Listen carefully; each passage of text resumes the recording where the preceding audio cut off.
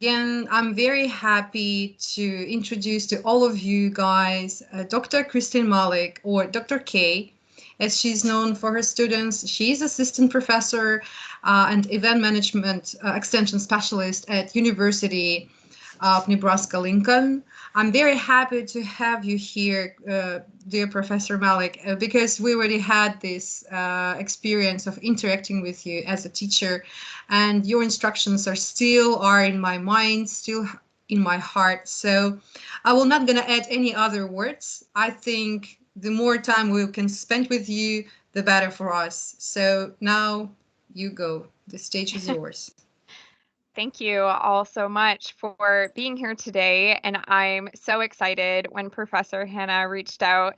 I was like, of course, I loved your group so much last year. So thank you so much for inviting me back. I'd love to start by getting to know a little bit about you all. And I find that teaching engagement strategies for online learning is really hard to lecture about. And I love to teach this and engage with this by practicing what we preach. So, yes, I will have slides, which I really don't love slides as much, but I will ask you guys to engage at whatever level you're comfortable with. So, for me to understand who I'm talking to, I would love for you in the chat. So if you haven't used Microsoft Teams before, I think most of you have, but if you look up at the top of the screen, you see the little conversation bubble that has some lines in it, so you can see the conversation on the right. If you would just type in the chat who you are and where you're located right now. I know we have people from all around the world, and it would be really great to just see everybody who's on the call, so that way I can customize my presentation. I do that in real time. I customize. If you tell me that you want something, then I will include it. If you tell me that you really don't care or you already know how to do this, then I drop it and I don't focus on it.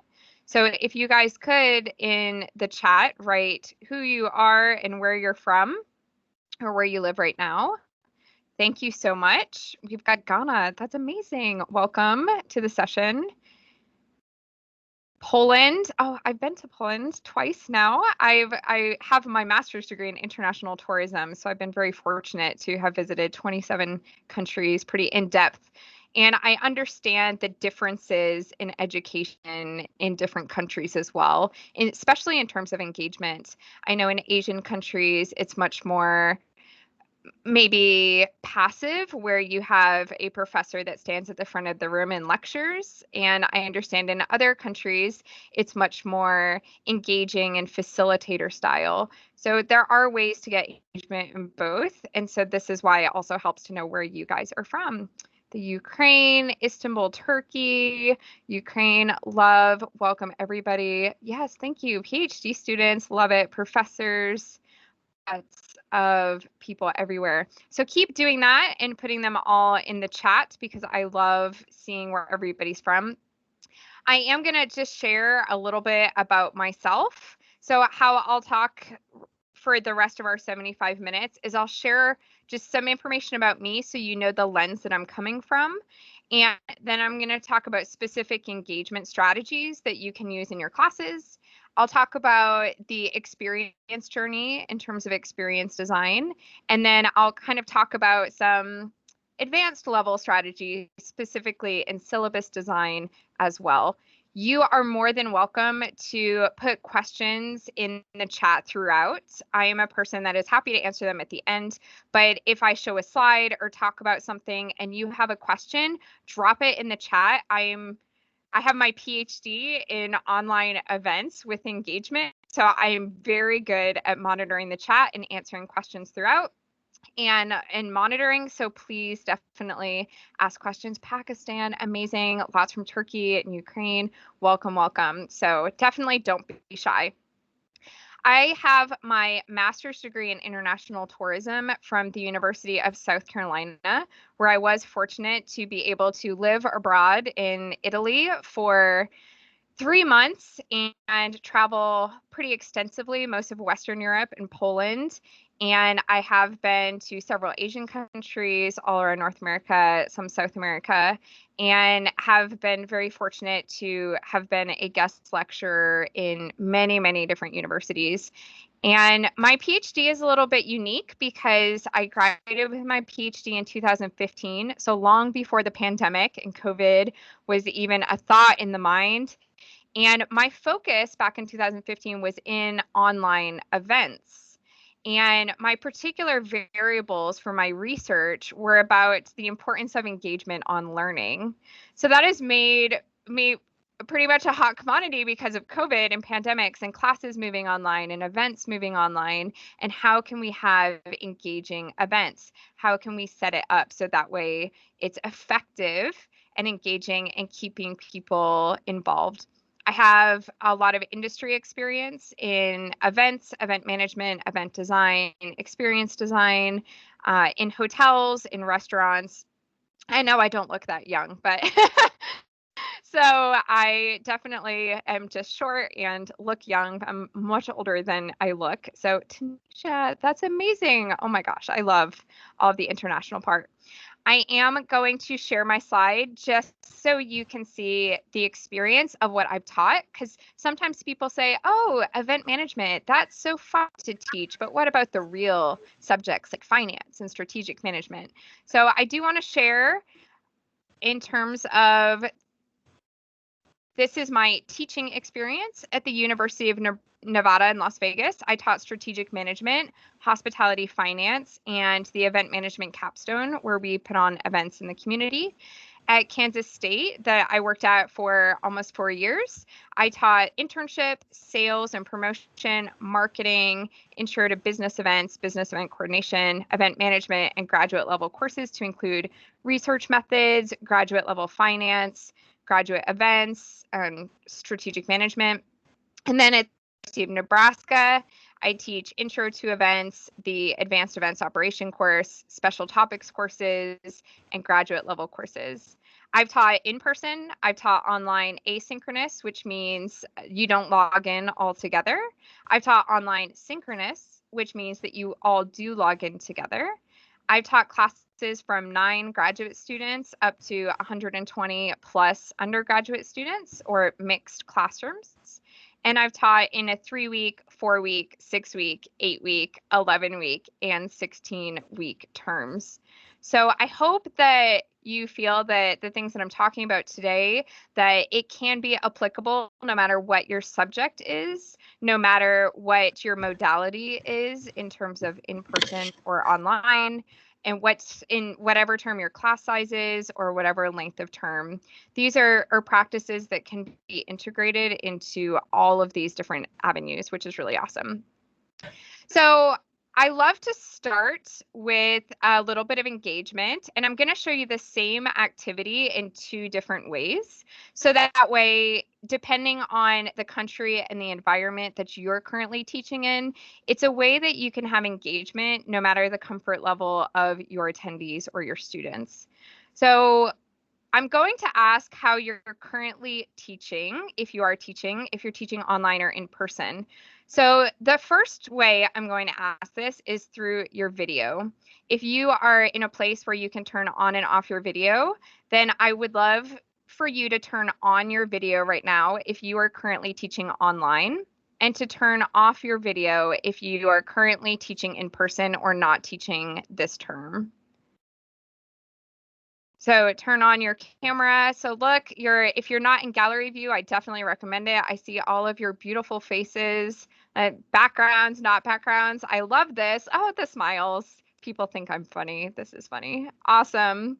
So as people are turning on and off their cameras, so this is a really easy engagement technique that helps to build community, because you're helping people see other people that are in the same situation as themselves. So in terms of my classrooms or my webinars or my meetings, I'll typically ask 5 questions like this, and some will be relevant to the course and some will just be relevant to their lives. If you are, one that I love to ask during the pandemic is, if you're currently working in your office, turn on your camera. If you are not currently working in your office, turn off your camera.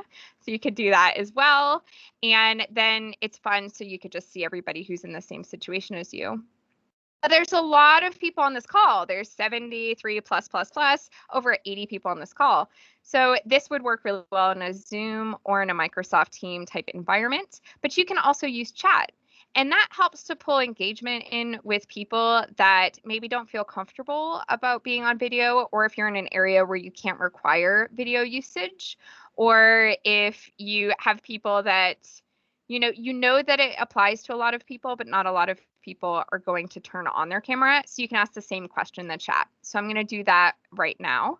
So if you're teaching only online, put the number 1 in the chat box and send that away. If you're only teaching in person, then put the number 2. And if you're teaching both in person and online, put the number 3 and just send them away in the chats. We have 1, 3, 1, 3, 1, 3. Nobody's only teaching in person. I love that. So then you can see everybody that's in these environments. You get a lot of engagement, and it's a low barrier way to get people engaged. All of you people that don't maybe feel comfortable having your videos on, it's easy to send a chat. You can do the same thing through the whiteboard, whether you're in Zoom or you're in Microsoft Teams. You can send things in the chat. Lots of 3s, lots of people teaching in person and online. So that is amazing, and that's really, really great information to know. You can also do things through surveys as well, or through Google Docs, which we will also talk about and share as well. Lots of people in the meeting, and lots of people still joining, which is amazing. Hopefully you're all texting and messaging and WhatsApping people, telling them they should be here right now, or they're going to miss out. I'm going to share a slide right now, just in terms of helping with visualization. When we talk about engagement, most of the time people don't understand what engagement means, or what an engaged student or attendee means. And so when we talk about engagement, there's really 3 different levels. The first is engagement with the material, so the course content that we have. The second is engagement with the teacher. And the third is engagement with other classmates. And the critical part here is that you might be doing 1, and maybe you're doing 2, but to have a truly engaged student, you have to have all 3. So I think most people here can sit there and say, I'm doing one of these really well, and somebody could say, I'm doing 2 of these really well. But to be truly an engaging teacher, you want to make sure you're having all 3 really well. So an engaged student, by definition, is one who's fully absorbed by and enthusiastic about their work and takes positive action to further their study.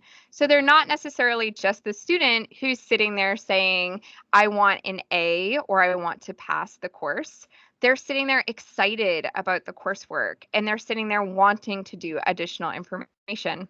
Now, there's so many different ways you can structure your course for that, and we will be sharing that. One thing that I want to see right now is what you all are doing in terms of engagement. I want to see what you're doing in your classes currently. So I'm going to put a link in the chat, and I want you to go to it, copy and paste it. It is for a Google Doc. I know in Zoom you can just click it, but I think technically in Microsoft Teams you have to copy and paste it. And I can see when you guys enter into the thing, so I can see if you're doing it or not. So copy and paste that. And I want you to list the things that you do in your class. So online class, if you teach online, that you consider to be engaging. You could start anywhere on it. Don't think you have to start at number 3. I labeled to 20, but it also goes onto the second page. So anything that you're doing that you consider engaging, put it on there. And I'll wait for a minute. I'm watching it on my second screen up here, so I can see all of your fun names and what you guys are doing. Love it. We've got breakout rooms, amazing to build community when structured properly. Raising hands, yes, emoticons as well. using your reactions. Padlet, love Padlet. Oh, you guys are already so ahead of the game. Look at you. These certificates sessions are really working out. Jambox, love Jambox. A lot of people haven't even heard of Jambox. Quizzes, the whiteboard, yes. Padlet, raise of hands, online surveys, asking to complete Google Sheets. Yes, absolutely. I do Google Sheets for my permanent groups and for my temporary daily groups. Jamboard, Jambox, Padlet, all the things, all can be so well utilized for engagement. I could actually share so if you're not able to be on there, if you're wondering what I'm reading here, we've got the Google Sheet. We've got currently about 20 people in the sheet. We've got 80 people on the call. So some of you are logged in and not engaging. It's hard to engage with virtual engagement if you're not on there. So we've got all the things, Kahoot, Pear Deck. Look at you guys with all of your different technologies and platforms. Those are really, really good if utilized properly. Oh, I guilted some more people into logging into the sheet. Good job. We've got Google Docs, surveys. All right, so definitely keep filling it out, because now that I know what you guys are doing, I can really customize this session to what you're doing. I don't have to spend as much time talking about what you're already doing, because you're already doing it. And I could spend more time on effective strategies of how to use it. I always get kind of one area or other area in terms of, sometimes people are really good with the techniques and sometimes people are really good with the technology, and they have to work hand in hand with each other. So I love it. So people are color coding too. Love it. So keep filling those out and I will keep referencing that as well. The link is in the chat. We've got some comments in the chat: survey, jigsaw, pairs, groups working. Awesome. So when you're thinking about the steps of deciding how to be engaging and how to structure your events to be engaging, your classes to be engaging, then step one is deciding your content and then deciding the technology. This is where I feel, number one, professors tend to want to jump on the bandwagon with the latest technology of, oh, I have to do this thing, or oh, I have to do that thing, without focusing on the content. Sometimes the content can be very simply done. Sometimes you could just use the chat box. Sometimes you can have them raise their hands or turn on and off their videos. And sometimes I think that we tend to overcomplicate things that don't need to be complicated. So if you're basing your technology methods on the content, then you can still have a variety, but not be so difficult on yourself. I'm also going to challenge some preconceived notions in terms of education. If you're wanting to drive marketing to your program, if you're wanting to drive enrollment to your program, we are currently one of the only programs within our college that has had a rise in enrollment, and it's been pretty significant. I would say that some of the secrets to our success is that we are focusing on the competencies of our industry, so what the industry needs and requires, instead of focusing it on a textbook. When you focus it just on a book, then students might not be willing to pay significant amounts of money to take that class or take that degree or take that certificate. If they realize it's taught just from the book, they'll just buy the book and do it themselves. And again, that varies by country. When I was teaching in Singapore, and my Singaporean students, whom I love, then they would come in completely having already read the material, already read the chapters, already having done the homework, and sitting there like ready to absorb all of the amazing information and interaction in the classroom.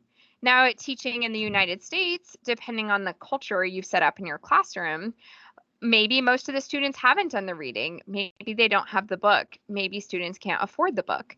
And so by driving your class and you're teaching around competencies and not relying on the book, you're actually giving everybody the same base level where everybody's coming in on the same playing field and you're driving them directly into the industry. So not to say books are bad, definitely can utilize books. I always teach with a book in finance, always. It's a great resource for the students, but not just teaching from the book, because then what's the value add that you have?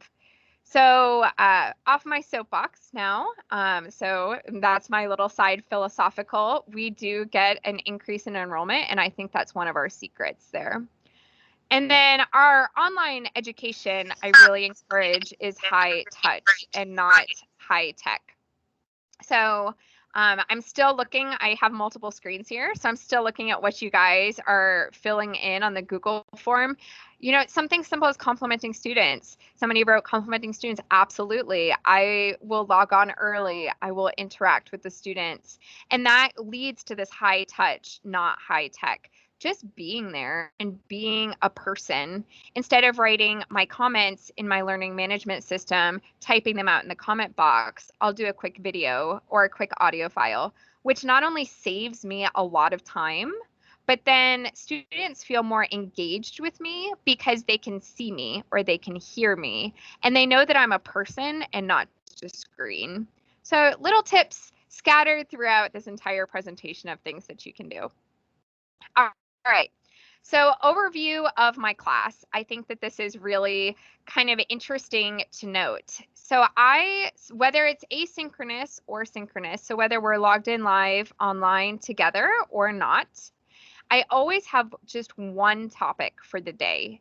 And this helps students, and if we're talking webinars, attendees, any type of learning, this helps people really focus on what that topic is and fully get their mind involved in the topic. So if I'm teaching balance sheets, and just focusing on balance sheets, if I'm talking revenue management, if I'm talking project management, if I'm talking in my events courses about budgeting or site selection, then I just have one topic for the day. And I can build lots of other things into that topic as long as it's relevant, but just having one topic for the day. Then I start with what I call a creativity activity. So according to the World United Nations top job skills for students when they come out of the workforce for 2025, creativity is in the top 4. And creativity can be learned. And I think a lot of students naturally don't feel like they're creative. And just showing students that you are creative, maybe you don't have the right parameters, and then applying that to the topic for the day. So for example, I will say my material is food and beverage, and I can show an example from my class here in a minute. Say the material is food and beverage. I'm going to teach you all about food and beverage as it comes to events, dietary guidelines, labeling, nutrition content, how to lay food and beverage out throughout the day. My creativity activity, that's the lead into the material, will be focused on them and their lives.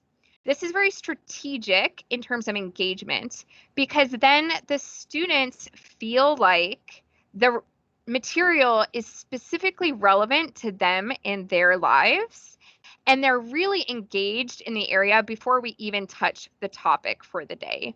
Now, this can look a wide variety of ways. When I talk about budgeting for events or for hotels or restaurants, my creativity activity could be if I'm teaching in person or even online, it could be an M&M budget activity about their life. You get 20 M&Ms and one M&M is $1,000 US, and how are you going to spend your M&Ms? And then you get to eat them at the end. So just some type of simple activity. So I'm actually going to share my screen to show you this in practice, to show you how it looks in terms of my actual class. So let me share that screen. I'm going to share my sound too so you can hear it. What screen is that? Screen 3. Okay. All right. So I have pulled up, so this is in a week 10. I am talking about food and beverage, so directly relevant to the conversation I just did. you can see that I have set this up. So our learning management system is Canvas, but this would also work very similarly in Blackboard or other learning management systems that you guys use in your areas. And you can see that I have a requirement. This is the creativity activity. And I'm asking students to record what they're eating with a timestamp. And I'm going to tell you why this is relevant here in a minute. So talking about food and beverage, I want students to start thinking about what they eat on a daily basis and when they're eating on a daily basis. Now, I've intentionally left this up for how the students want to submit it. I tell them, I say, you can submit it in pictures, you can submit it in video, you can submit it however you want to submit it, as long as I know what you're eating and when you're eating, and it's 24 hours. I've given them an example from past students, and I'm going to share that example with you here today because I want you to see that when you allow students to be creative and engaged in the topic when it's applied to their own personal lives, they always go above and beyond. So I'm saying, tell me about you. And other people by nature love to tell you about themselves as long as it's in a structured, safe environment. And so this is what some of the students came up with. It's 5 minutes, so I'm going to skip around a little bit, but just to show you kind of the idea.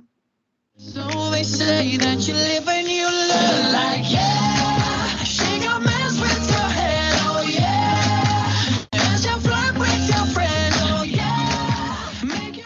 Hi, good morning, and welcome to my food journal.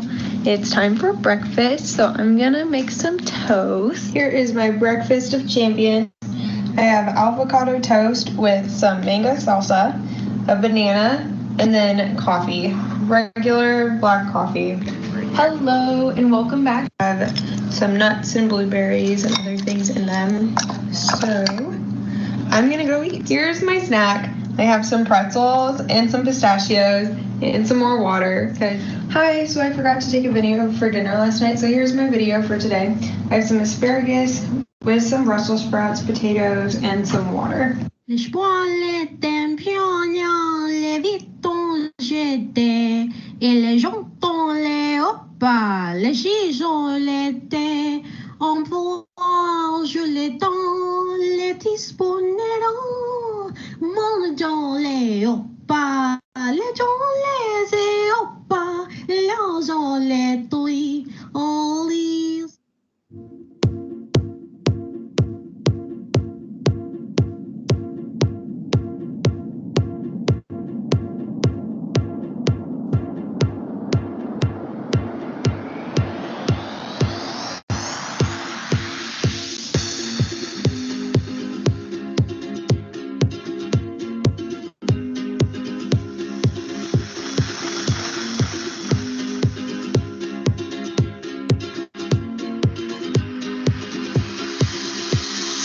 I was scared of dentists and the dark. I was scared of pretty girls and starting conversations. All my friends are green. Young magician's assistant in a dream.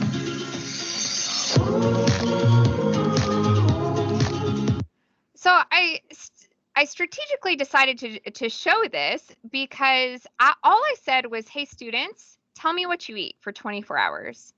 And you can see from the quality of these videos, they are just way above and beyond anything that I was expecting.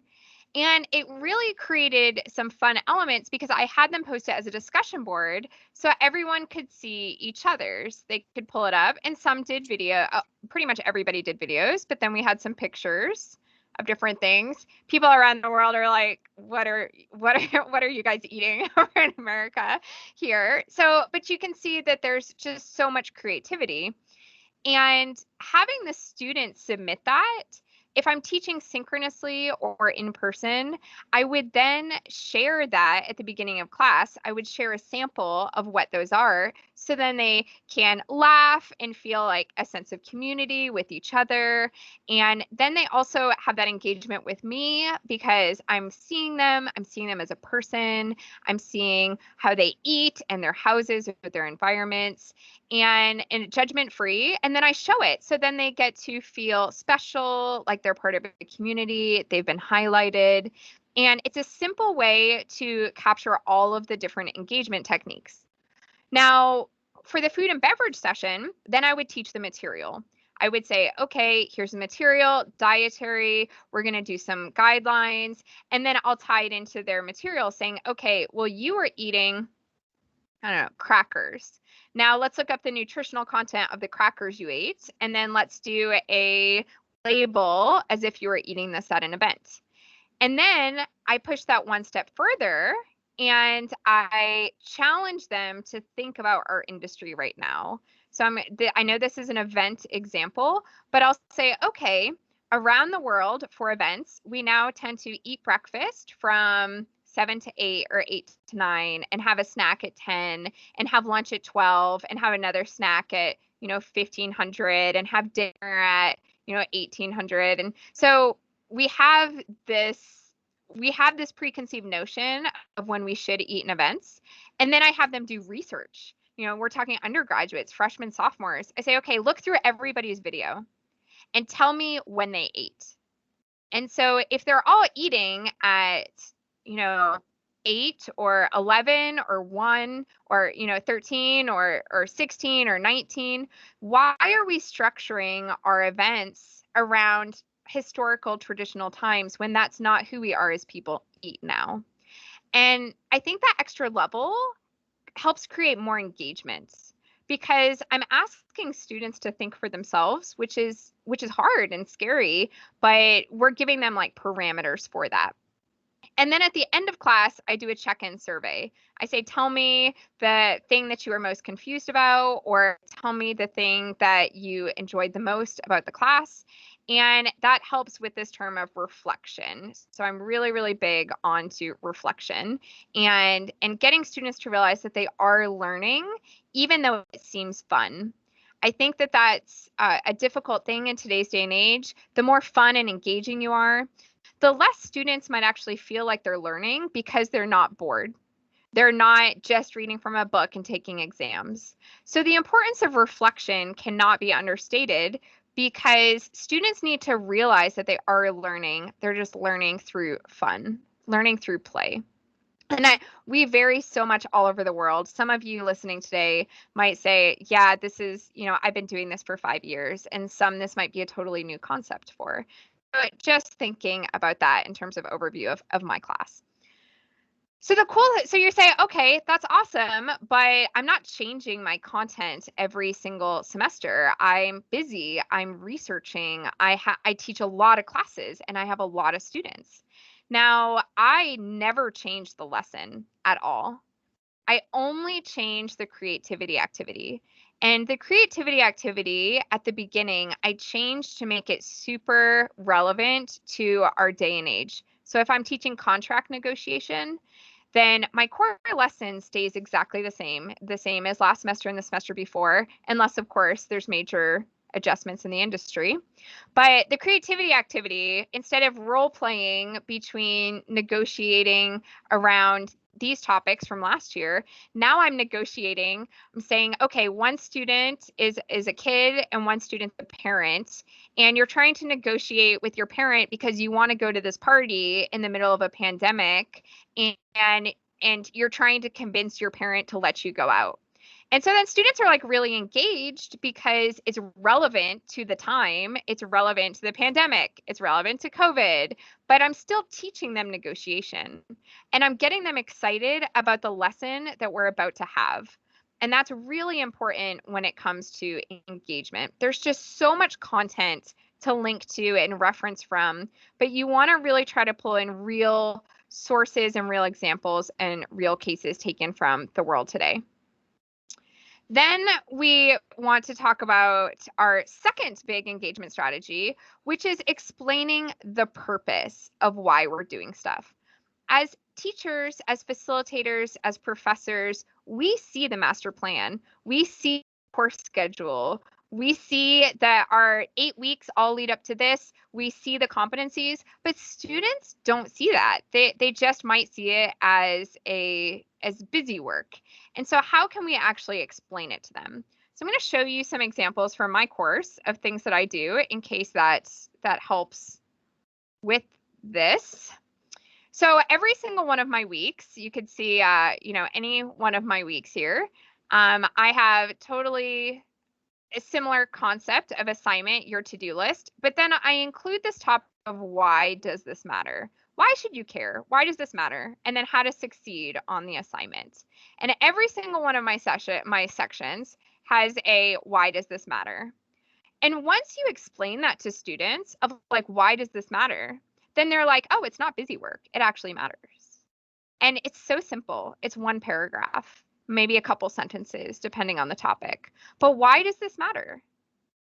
And once you tell students, they're like, oh, it does matter. And then they're okay. And then they do it and they're happy and they don't complain. I actually have very few complaints about my course, and I give a lot of work. So if you were to look me up online, the websites, whatever it is, Rate My Professor or LinkedIn, you can see I give a lot of work and I have very high standards. But students understand why it's important because I tell them this is why it's important. And for us as facilitators, as professors, we know why it's important, but we don't always clearly communicate to our students why it's important. So fun videos to watch. And then storytelling. So all of my classes are structured the same way. And in terms of engagement, I'm also going to, since I have this up, I'm going to throw out there another idea. I offer for my asynchronous, so not together, or my synchronous all together, I always offer my content in a video, podcast format, and text format. Now you say, wow, you must have a lot of time. I don't, not at all. If you actually were to record yourself on Zoom, so even if your university does not have a pro Zoom account, if you create your own Zoom account, a personal Zoom account, Zoom, if you record yourself in Zoom, Zoom exports different files when you're done recording. They export an audio only file and they export a text file. And so I recorded myself once, and this is my recording on my backdrop here. That's not really a pretty thumbnail image right there, but I recorded myself. I took the audio file and I just uploaded it to SoundCloud. And so you can see it on here and uploaded it to SoundCloud. And then I've also just copied and pasted that text file. And I probably spent 2 or 3 minutes fixing some grammar on it and at the text file. So students can interact with the content however they want to. And this is really simple, but I will tell you probably about 60% of my students, 60, do the video. And I would say 20% of my students do the podcast because podcasts are really big. They've been big in some areas of the world for a long time, but I feel students love to be able to download it and then they can listen to it when they're working out or walking or in public transportation. Now, I don't always offer the podcast if it's something super visual. And in that way, I'll explain that to them. I'll tell them,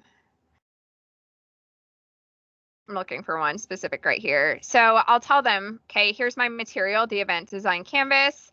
I tell them learning the process and your turn. But when I'm explaining it to them, this is second week here. So it's not actually the video part. Let me go down one more. When I'm covering the, sorry, this wasn't like things I was specifically going to show you today, but I think it's relevant. Then if you are showing the videos of learning the design process, then you are showing them videos. And then you just say, like, due to the very visual nature of this, podcast will not be available for this section. So then it actually places more importance on the video because students know, like, I need to watch the video because this is here. So and linking an external podcast. There's so many things. There's just so much to cover. And I know I only have 75 minutes here. So definitely explaining the purpose and offering content in a variety of ways, allowing students to interact with it. Offering variety of multimedia. This is so, I would say, old school in terms of most professors have been doing this for a long time, offering things in terms of videos and podcasts, sometimes sharing your screen, sometimes not sharing your screen, having the video engagement techniques going on. My tip, I change the medium every single class, but I keep the same structure. So my creativity activity at the beginning always is a creativity activity. Then I always have material. Then I always do breakout rooms where we apply that material. Then I always come back for share out. And if I have large classrooms, I will just randomly select random groups to share out. But because they don't know who's sharing out, everybody's super prepared and focused in their breakout rooms. And then I do a reflection / survey at the end. My structure is always the same. But maybe my creativity activity is video based. Maybe it's in a breakout room. Maybe it's reading text. Maybe it's actually doing a worksheet. The actual medium for it can change every class as long as you keep the same structure. And that helps with students now around the world who have increased anxiety, worry, fear that they're missing something, also keeps them engaged in the class because they know exactly what's going to happen, even though the specifics might be a little different. So definitely useful. I'm going to share my screen here in terms of my engagement strategy number 4, student creation of content. Rather than just having students take tests, then I always ask them to create something. Now, I still have tests. I'll have tests or quizzes in finance. I have projects in pretty much all my other classes. But asking them to create content, students really, really get into this. They love this. I also try to incorporate a choice of assignments so that students learn the process but have this agency of choice. So agency of choice means they feel like they're in control. They feel like they have the choice. And I do that very effectively through my syllabus design, which I'm going to share with you here. But I want to show you some of the different things that they can do. Let me just see if I can. This is where it's like if I had Zoom, I could easily just switch back and forth, but to my screens. But then here, on a Microsoft Teams, I have to stop sharing and resharing here. So this is going to be outside of the box for most of you, I feel. So if you've been sitting there like, okay, cool, Dr. K, you're kind of funny and my 40 minutes have been well spent. This is something that I think will be genuinely new for pretty much everyone on this call. And it's called specifications grading. Now, specifications grading means that you're not grading on a point system anymore. You're grading based on a grouping of assignments. Now, I'll explain that further, but I also take that one step beyond that. And this is much where I'm asked to guest lecture to professors and lecturers around the world, is that one extra step beyond that. So I'm going to share that with you today in terms of allowing agency of choice. So specifications grading is what you see over here on the left. It means that your grades now are not based on specific points. You got a 94, you are an A. You've gotten an 88, you are a B. It is now based on the successful completion of different projects. So you're like, well, how do you do that when you have required accreditation and specific competencies that you have to meet? So my fundamentals are all in this main course, which in this particular course is a project. It's a group project proposal required for everyone. In order to pass the class, you have to successfully complete that project. And when I keep saying successfully complete, in the next slide, I'll show you what a rubric looks like in terms of specifications grading. So that's required for everyone. Everything else is above and beyond that. And this is where I can effectively teach soft skills and help to also foster additional engagement. So my desserts, which I've laid out mine like a menu for this course, my desserts are all design thinking.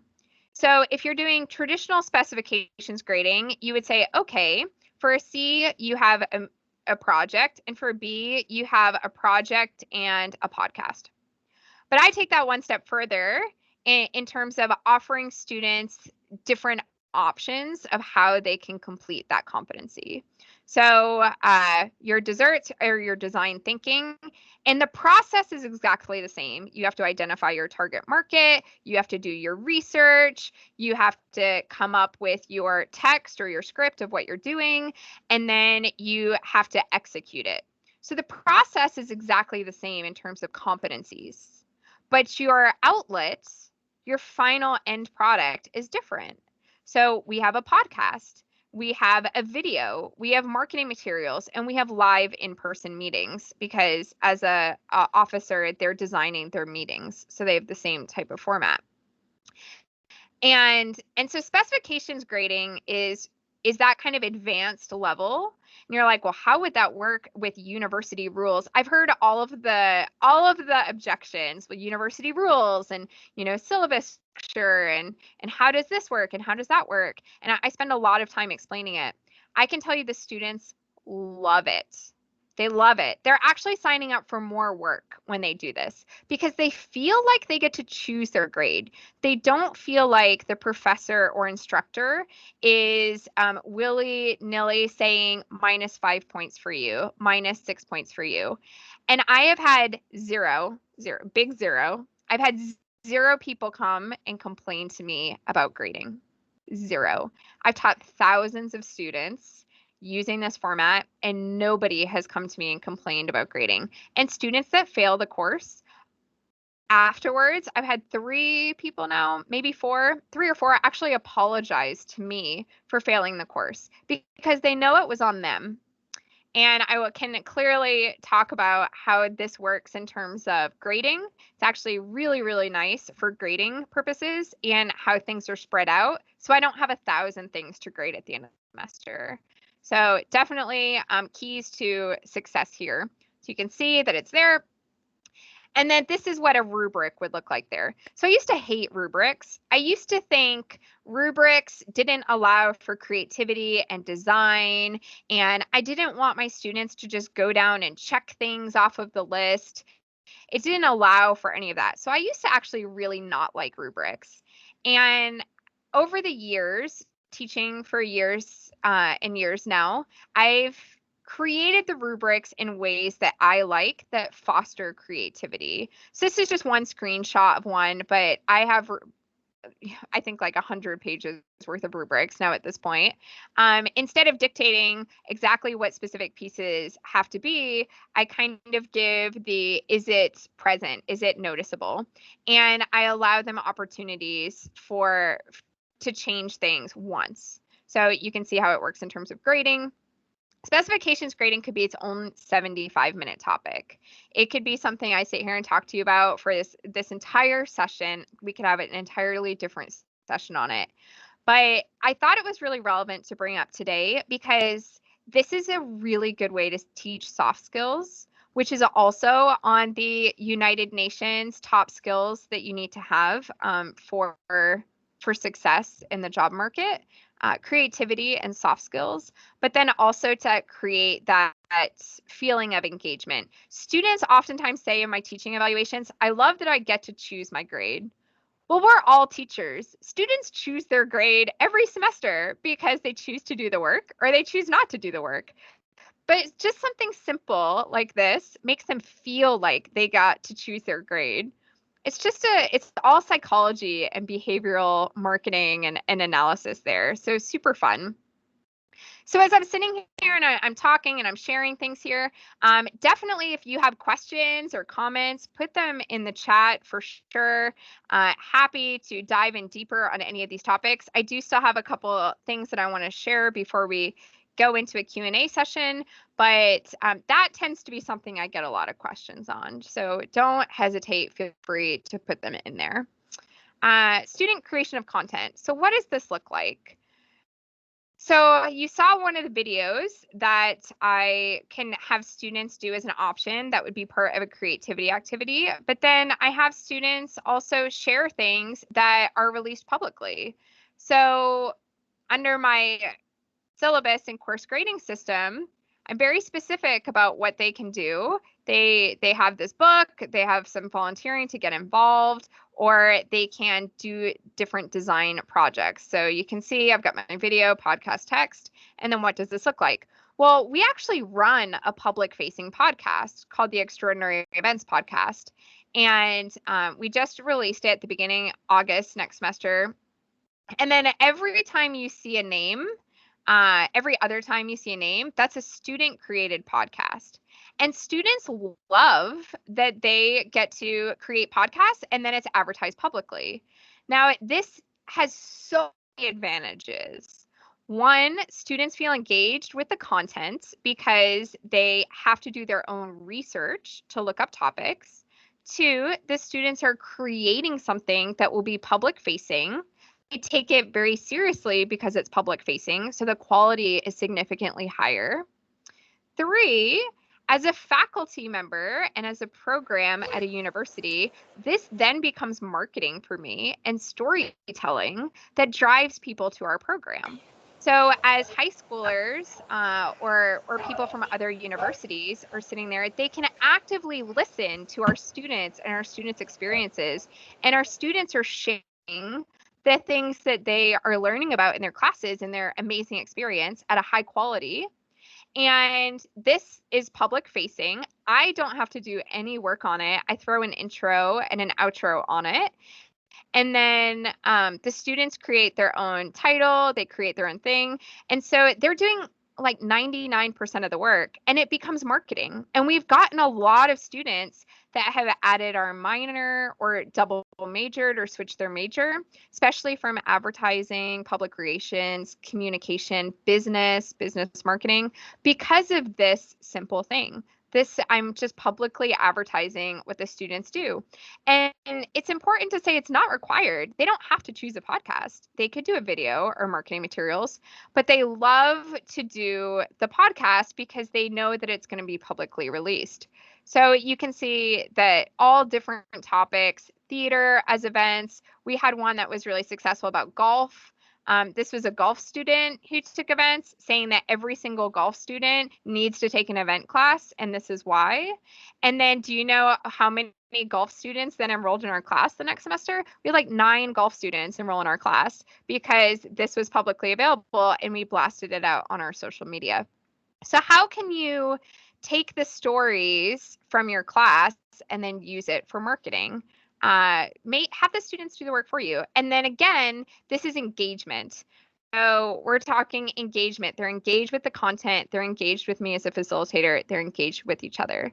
So, but there's no reason why they have to be separate, right? You can also use this for marketing for your certificates or your programs overall.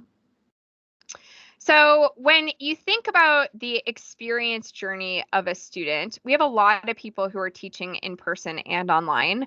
For my online classes, I send a box. Let me grab it.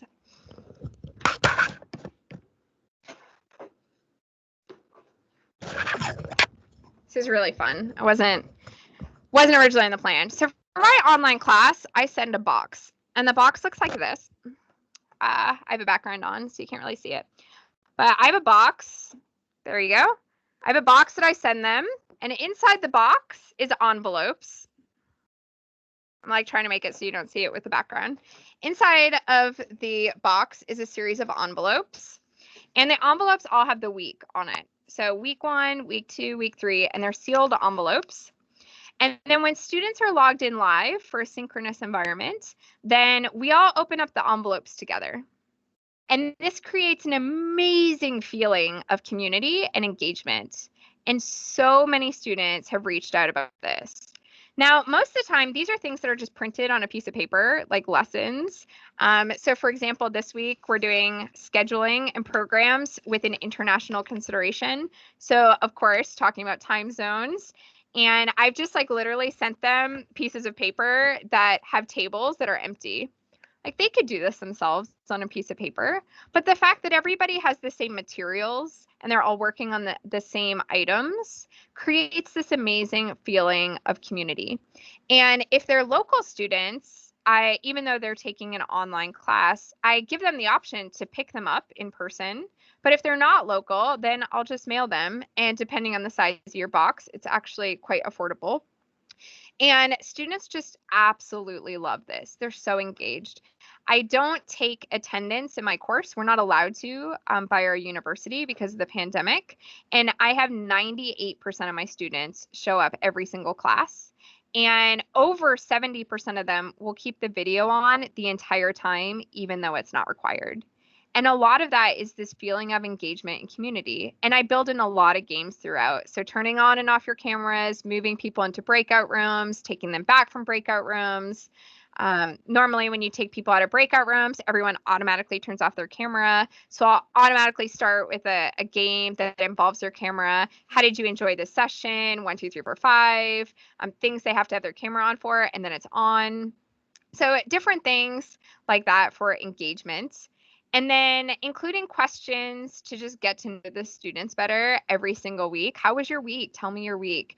And clear communication. So I have so many different things in terms of facts and different items. I'm like looking at the PowerPoint that I'm occasionally sharing. I have like 20 more slides, but I do want to make sure that I save enough time for questions that you may have. I do want to kind of leave on a parting thought here. And there was a TED Talk about this a couple years ago. But there's a key difference between the experience self and the remembering self. And when you're designing your classes, you need to recognize, and I don't say you need very often, but you need to recognize the differences there. Students might have an amazing experience in your course, but what they're going to remember is the beginning, the end, and the high point and the low point. And so often I feel as professors, we don't focus enough on the beginning or the end. And that's where we lose students.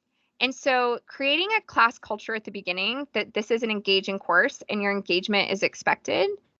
My first day is never syllabus, ever. I never cover the syllabus on the first day. The first day of the course is always getting to know you, getting to know me through games and activities and just having fun. And setting that expectation that your engagement is required and that this course is not like your normal course. So then they're engaged. And then class 2 is the syllabus. And I design my syllabus in a different way. I have my university required materials all on my learning management system. And then I have like a 1-page overview that's fun. Normally it's a menu or a handout or a postcard, whatever it wants to be. 1 page, front and back, that's just fun. So like for this course, which I showed you, it's a brochure. So, and it's a menu. It's a menu brochure. And this is kind of what we talk about. It's not the official syllabus, but it kind of sets the expectation that this course is a little bit different. And then same with the last class. The last class is never a test because you don't want that to be the last thought that your students take from your course. So if I have tests, I always give them the second to last week of the course, or if I have projects, I always give them the second to last week.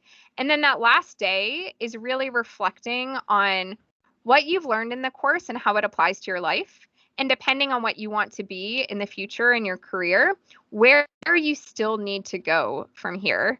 So we're acknowledging that our course and our certificate is not the end all be all, that if you feel like you're lacking in this area, this is what you should go do and where you should go do. But this is where you are in our class. This is what you've learned. And it just sets the course on a really positive note that helps the student or the attendee or facility, whatever, remember. So they remember the highs and so we always talk about what's your favorite memory from the course, and then what did we learn from that? What was like something you really struggled with? What did we learn from that? and then taking that forward into their own personal life. So if we were to do this about our class session, certificate session today, like what did we learn from this session today? We learned a variety of things. We learned that there's different types of engagement techniques in terms of designs. We can offer podcasts, which we can also use for marketing.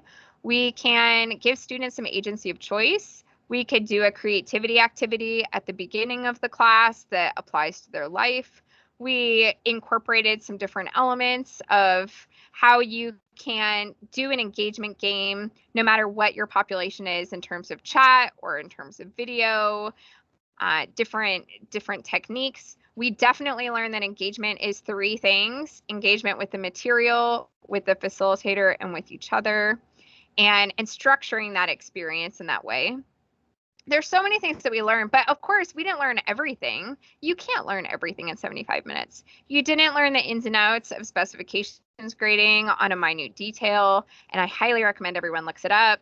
You didn't know all the details about our course or all the different design frameworks or why it works. You didn't learn the pitfalls or the things that we struggle with in terms of specifications grading, or we didn't learn about rubric design. So there's so much more that we can learn.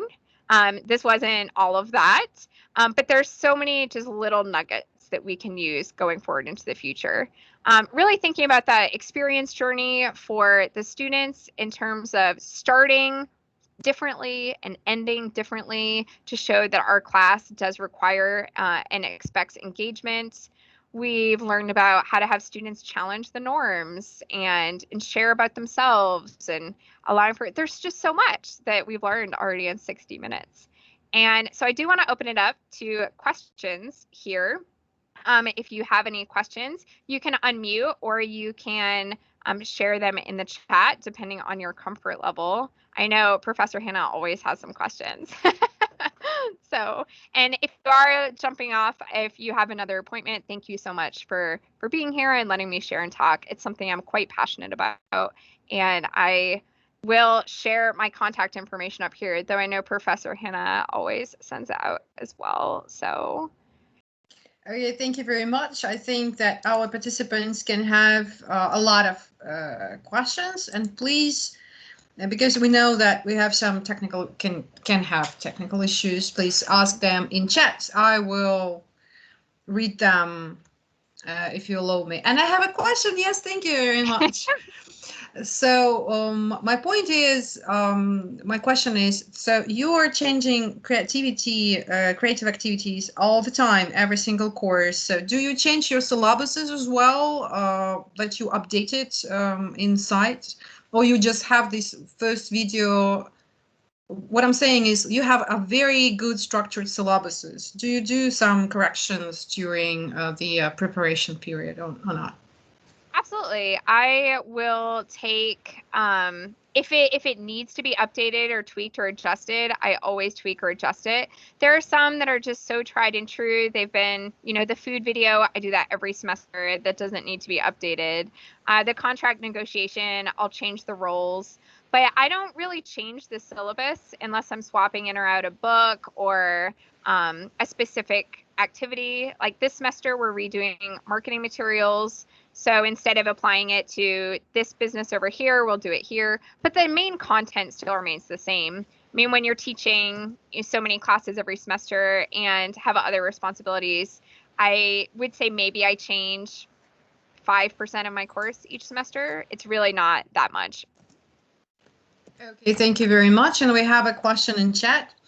Janice Angela is asking, how do you engage students with learning difficulties such as ADHD or anxiety? Absolutely. That's a great question. So actually, one of my teaching assistants a couple of years ago has dyslexia, and my bachelor's degree is actually in interior design. So we had entire classes on universal design and accommodations. And that's really kind of crafted how I structure my course, which is also why I offer all my content in video, podcast, and text to help with students with different learning disabilities and engagement with content. I say, depending on the situations, like ADHD, focusing, I take the standard rule that I shake up the activity or what I'm doing every 5 to 15 minutes. The creativity activity is 5 to 7.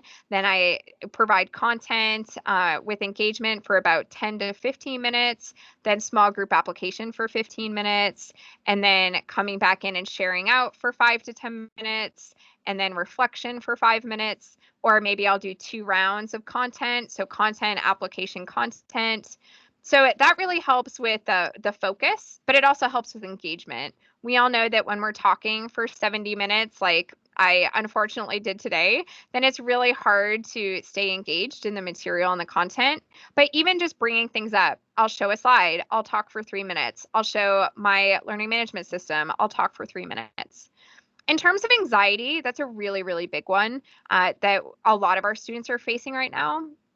Towards the beginning of the semester, I would say, or the beginning of the term, maybe in the second week, I have a big talk at the beginning before the creativity activity about how it's okay to not be okay, that the world expects us to be okay and it's not. It's okay to not be okay. The importance is really to communicate. And oftentimes I share 1 or 2 stories about myself. I have a 5-year-old daughter who was home during COVID, and my husband. And so I'll share some stories about myself that show the students that, like, hey, even my amazing, impeccable, tremendous, marvelous professor is not okay at times. And I say that really opens up a lot of students. I get a lot of emails of, my sister has brain cancer and this is the only weekend that I can be with her. I'm not asking for an extension, just, I just want to keep you informed. I don't take attendance, but I have students that email me all the time, like, I'm so sorry I won't be in class today. This is the situation that happened. And I think it really just opens up that conversation. We're building that relationship and connection. So that way it's okay. Now, I do a pretty elaborate pre-course survey in all of my courses where I ask students a variety of information. I say, what's your favorite music or favorite band or favorite song? So when's your birthday? Different questions about themselves. I start every single class for the first 5 minutes before class starts playing one of the songs from the students. So whether it's online or in person, I'll say, I'll have a PowerPoint slide and I'll say, today you're listening to Boston, which was the favorite music as selected by one student in this course. Students love that. And the advantage of that is students always log in 5 minutes early because they want to know the song or they want to see if it's their song. So then when I start, I'm always starting right on time and nobody logs in late because I've brought them into the experience 5 minutes early. One of the other questions I ask is your favorite birthday or when's your birthday? And I send birthday cards. I will take the time and I will send a birthday card and I'll say happy birthday, et cetera. Students love that, especially in an online course. But I'll do the same in terms of if students are struggling, if they reach out to me, if they open up to me to tell me that they're struggling, I will send them a thinking of you card. So I have a giant box of cards and it's not many words. I don't spend a lot of time doing this. I'm just like, hey, you're on my mind. I'm sorry about the loss of your grandfather, or I'm sorry, I hope today's a better day for you, or this week's a better week for you. And I mail it to their address, which they've also provided in the pre-course survey. And students love that. My teaching evaluations in the middle of COVID, we were all pushed online. All of my evaluations, I could pull them up. Dr. K is so nice. Dr. K is so kind. Dr. K didn't let her standards down, but she knew that she was there for us. We really felt like Dr. K cared. And it's just little things like this. And I'm a very busy person. I do not spend a lot of time doing these things. So, I have a box of cards. I write one out. I might have my teaching assistant, address it, put the stamp on it, drop it off, or just drop it off in our mailroom. So I think acknowledging the fact that it exists and saying that it's okay to not be okay, I think is really how I engage a lot of students. I do see some other questions. Interesting ways to grade. You presented, do you use peer grading? Depending on the course, I definitely use peer grading. It definitely helps with the quality of the product at the end. Then I will set that up in Canvas. We can set that up in peer grading. I'm teaching a course right now, a special topics course called Designing the Event of the Future. And I have different teams in there, and then they all peer grade each other and give criticism and feedback, and it's a very open, constructive criticism course. And that's also presenting its own challenges in terms of hurt feelings. And yes, so students will present a portion of their project, and then it will be peer graded. They'll revise it, and then I will evaluate it. Clearly, that's a process. You have to build that into the timeline of the course. I do that mainly on portions of the project and not the final project, because I want them to have their time to do that. So great question. Thank you. What else do we have? So far, that's all questions. So, dear participants, if you have anything to ask, this is your time. This is your opportunity. Thank you very much. I was going to use this music thing. What is your favorite music? And it's working. I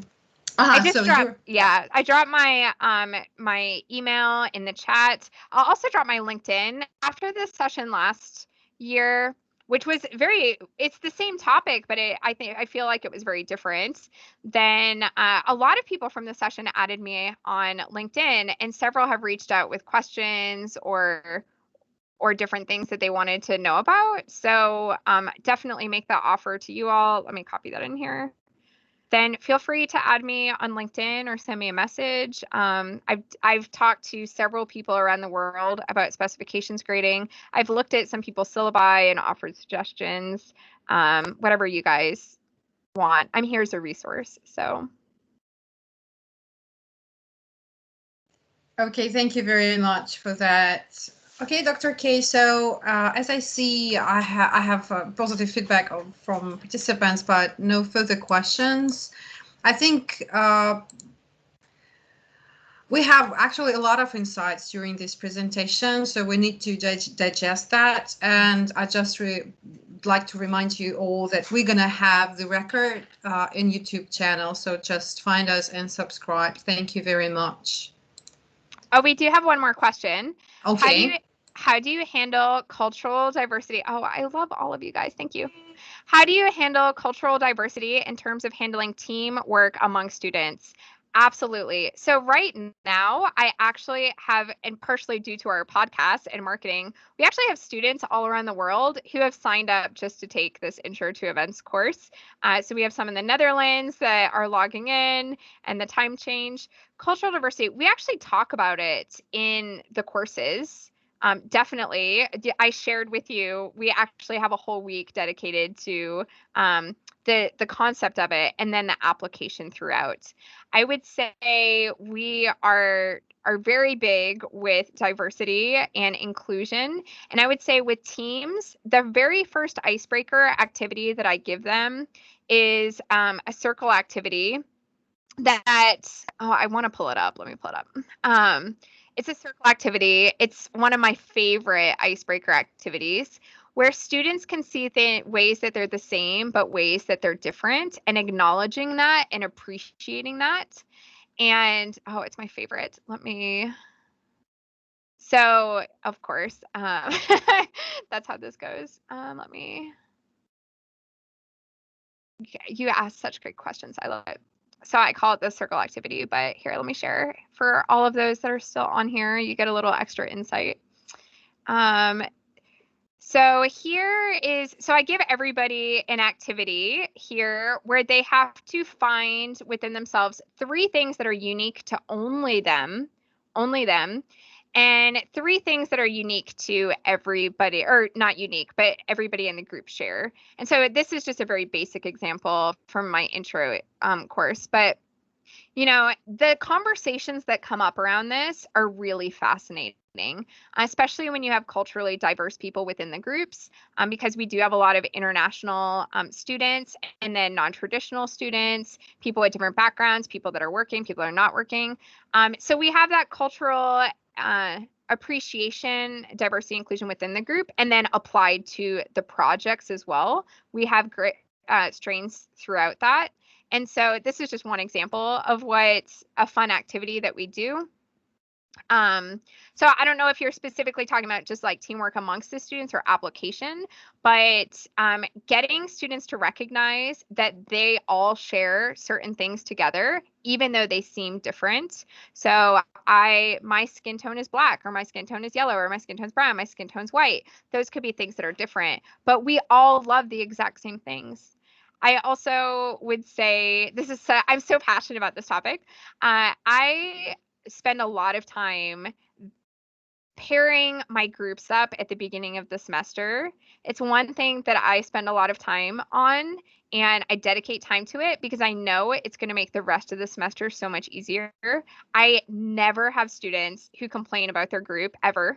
I have 16 groups right now. I never had, and we just had the opportunity to like switch groups or kick someone out of your group or go away from your group, and nobody did it. And it's because I base them on interest. So in that pre-course survey, I say, what's the one thing that you could do every day for the rest of your life? What's the thing you're always pinning on Pinterest? What's something you're really passionate about? And I group students based on that. So I have a group that loves travel. I have a group that loves sports. I have a group that loves true crime, like I just showed you. And I group them based on that.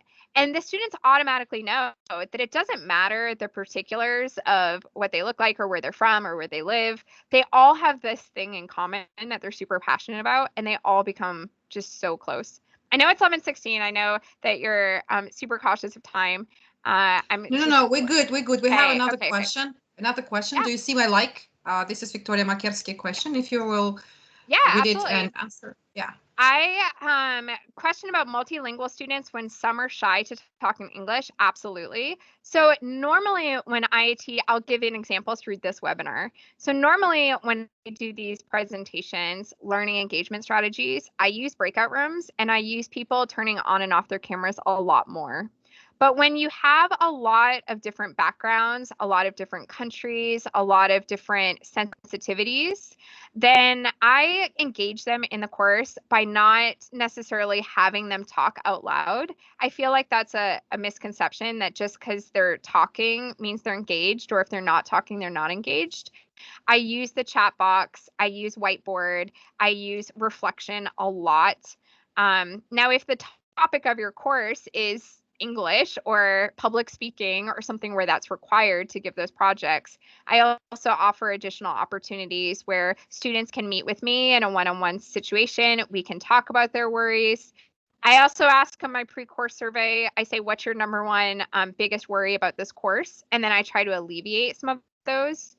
I would say one of my strengths as a teacher in engagement is over communication of like, okay, somebody said this is kind of how I need to address this. But I would say that, just addressing I say the elephant in the room, which is a term to say like, we know it's there. So let's not pretend it's not there and let's just talk about it. So I give a lot of international presentations and I say, okay, some of you might not be comfortable talking in English, but if you feel more comfortable communicating in a written format, then use that chat box, use the discussion board, like use that text me or whatnot, WhatsApp me. And so I don't know if that actually answered your question. You're like, oh gosh, that's such a standard answer, but I really kind of build it into my design of my courses. We have 4 more questions. You see, we're just, warming up. Yes, good. Yeah. I love it. So and I'm here. Yeah, so Halina Masanid is asking, do you have a link to any online event in hospitality that you organized? Any tips on how to do it for students in hospitality? Sample online event? That is so funny that you asked that. So my students actually, my advanced event students, they put on an event every single semester. And this is such a great question. Great question. Thank you. So my students are planning a hybrid event for event planners and for academics about pretty much how to run a hybrid event or a hybrid classroom. And it's coming up on April 1st. And so the students did all of this. They did the website and the URL. They created, all of their schedule with their live tracks and their different things. We have speakers all over the world, from, all the different places. They've arranged all of that, the partners, registration. If anybody in here is interested in attending that, and you reach out to me on LinkedIn or an email, then I'll send you a coupon code where you can attend for free. We won't even charge you. Registration is normally $99 for online. I am happy to send that to you because then you can see how students are organizing these events, and different things that they're doing. So happy to send that. Add me. Happy to send that link to you. That would be so excited to get some of you on there. And then the second part of that question, any tips on how to do it for students in hospitality? I would say, as we all know as teachers, that the importance is going to be placed on wherever you put the grading. So if your grading isn't the right way, if your rubrics are in the right way, then the students will place the importance on it in the right way. So this is incredible. The students have done all of this. The students have solicited all their sponsors, but that's because I've structured the course so they know they need to do that. And so I would definitely say grading and rubrics on that. I don't know if that's an official tip or not, but so many thank yous. Love you all. Can you please share some of your surveys you send out to students? Absolutely. I could actually just pull up one of the things and drop it in the chat right now. So that way you can see exactly what my questions are while I'm pulling that up.